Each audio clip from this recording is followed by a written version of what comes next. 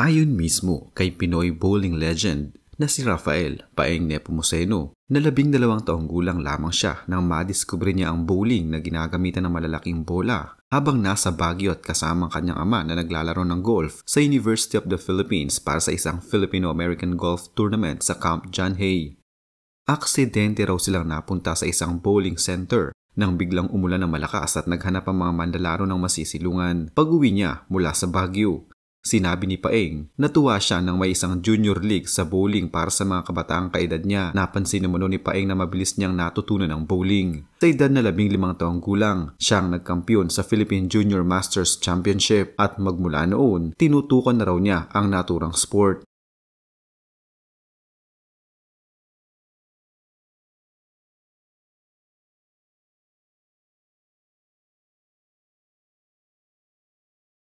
Kaya naman sa edad na 17 taong gulang, nagwagi siya sa Philippine International Masters at naging pinakabatang national champion.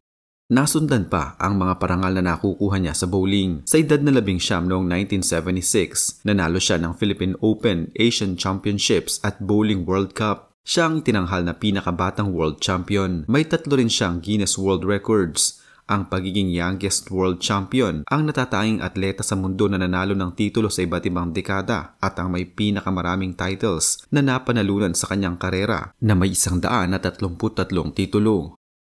Para sa pang-apat niyang record, na-break niya ang sariling record bilang may pinakamaraming titulo sa buong mundo at nanalo sa iba't ibang lugar. Si Paeng Nepomuceno ay isang sikat na manlarong Filipino sa larong bowling. Siya ay pinanganak noong 30 ng Nobyembre 1957 sa Maynila. Ang kanyang ama, si Rafael Nepomuceno, ay isang veterano ng World War II at isa sa mga unang manlalarong bowling sa bansa. Nagsimula si Paeng Nepomuceno sa kanyang karera bilang manlalarong bowling noong siya ay 12 taong gulang pa lamang. Noong 1971, napanalunan niya ang kanyang unang torneo sa Junior Bowling Championship sa Maynila. Pagkalipas ng 2 taon, napanalunan na niya ang unang pambansang titulo sa National Youth Bowling Championship. Noong 1976, naglaro si Nepomuceno sa kanyang unang World Cup sa Tehran sa bansang Iran kung saan siya ay nakatamo ng ika-6 na pwesto. Mula noon, nagpatuloy ang kanyang tagumpay sa larangan ng bowling na kung saan siya ay nakapagwagi ng 4 na titulong World Cup at siya lamang ang nakagawa nito sa kasaysayan ng bowling. Bukod dito, si Nepomuceno ay nagwagi ng 23 na kampyonato sa Asian Bowling Circuit, 6 na ginto sa Asian Games at 4 na ginto sa World Championships. Siya rin ay nagtamo ng 3 titulo sa American Bowling Congress Championship sa bansang Estados Unidos. Bilang pagkilala sa kanyang mga naging tagumpay, si Nepomuceno ay binigyan ng parangal ng International Bowling Hall of Fame noong 1993. Siya rin ay nagsilbi bilang punong abala sa Philippine Bowling Federation at nagtayo ng Paeng Nepomuceno Bowling Lanes sa Green Hills sa San Juan. Sa kabila ng kanyang mga tagumpay, si Nepomuceno ay hindi nakalimot sa kanyang mga pinagmulan. Nagbigay siya ng kanyang suporta sa mga programa ng gobyerno para sa pagpapabuti ng kalagayan ng mga manlalarong Pilipino at ng kanyang mga kapwa bowling players. Sa kasalukuyan, si Nepomuceno ay isa pa rin sa mga kilalang manlalaro ng bowling sa buong mundo at patuloy pa rin siyang nagtuturo ng kanyang mga karanasan sa larangan ng bowling. Si Paeng Nepomuceno ay nakapagbigay ng malaking ambag sa larangan ng bowling at sa sports community sa Pilipinas. Nagwagi ng 4 na titulong World Cup at nagkampiyon sa iba't ibang kompetisyon sa bowling sa iba't ibang bansa. Itinatag niya ang Paeng Nepomuceno Bowling Lane sa Green Hills na nagbibigay ng oportunidad sa mga manlalarong Pilipino na mas lalong makapagbuti ang kanilang mga kakayanan sa bowling. Naglingkod siya bilang punong abala sa Philippine Bowling Federation kung saan siya ay nanguna sa mga programa para sa pagpapabuti ng kalagayan ng mga manlalarong Pilipino sa bowling. Bilang isang kilalang manlalarong bowling, naging inspirasyon siya sa maraming kabataan upang subukan ang sports na ito at patuloy na nagbibigay ng kanyang suporta sa mga programa para sa mga kabataan na nais makapagsalalay sa larangan ng sports. Binigyan siya ng parangal ng International Bowling Hall of Fame noong 1993 bilang pagkilala sa kanyang mga nagawa at kontribusyon sa larangan ng bowling. Sa kabuuan, si Paeng Nepomuceno ay nagpakita ng kanyang dedikasyon at kakayahan sa bowling at nagturo ng mga kasanayan at disiplina sa larangan ng sports sa Pilipinas at sa buong mundo.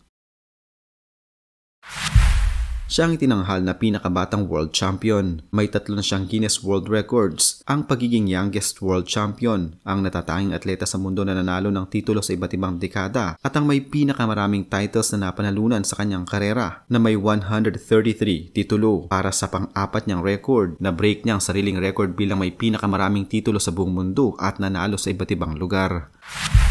Patuloy pa din si Nepomuceno sa paglalaro ng bowling hanggang sa kasalukuyan. Kung matatandaan noong taong 2022, nasungkit ng 6-time World Bowling Champion na si Rafael Paeng Nepomuceno ang gintong medalya sa men's singles 65 and above category ng 16th Asian Senior Bowling Championship sa Sunway Magallanes sa Petaling, Jaya City sa Malaysia. Pinataob ni Nepomuceno si Akira Nakada ng Japan sa score na 1,264 pinfalls. Kaya naman, wagi ng silver medal si Nakada na nakapagtala ng 1,238 pinfalls, habang nakuha ni Jin Yadong ng Korea at Leung Wai-man Raymond ng Hong Kong ang bronze medal matapos makapagtala ng 1,223 pinfalls. Ang iba pang bansang kalahok sa nasabing torneo ay ang Australia, Guam, Saudi Arabia, Singapore, Taipei at Malaysia.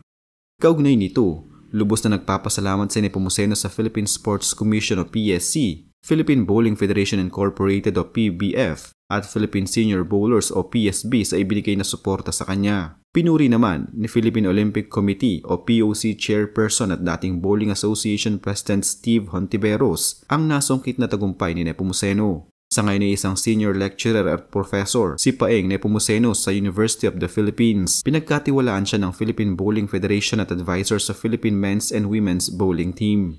Si Nepomuceno din ay ang nag-iisang Asyano na nagkaroon ng USBC o United States Bowling Congress Gold Coach Certification. Ito ay may tuturing na pinakamataas na klase ng sertipikasyon ng isang coach sa buong mundo. Isa si Nepomuceno sa 25 mga coaches lamang sa buong mundo ang may ganitong klase ng sertipikasyon.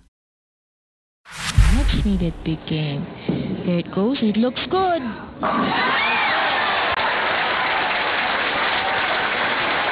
The game is his, I think. It's safe to say. Thought he was on for it a year ago. His form was good. Now, can he redress the balance in Le Mans, France? At last, he finds a strike. Oh. It's on its way, and there it is, all 10. The strike that he was looking for. Wonderful to see those two very shrewd operators bowling at the top level here in the UK. It's great to watch. Paeng Nepomuceno had all but broken Drew Hyland's spirit. And if there was any hope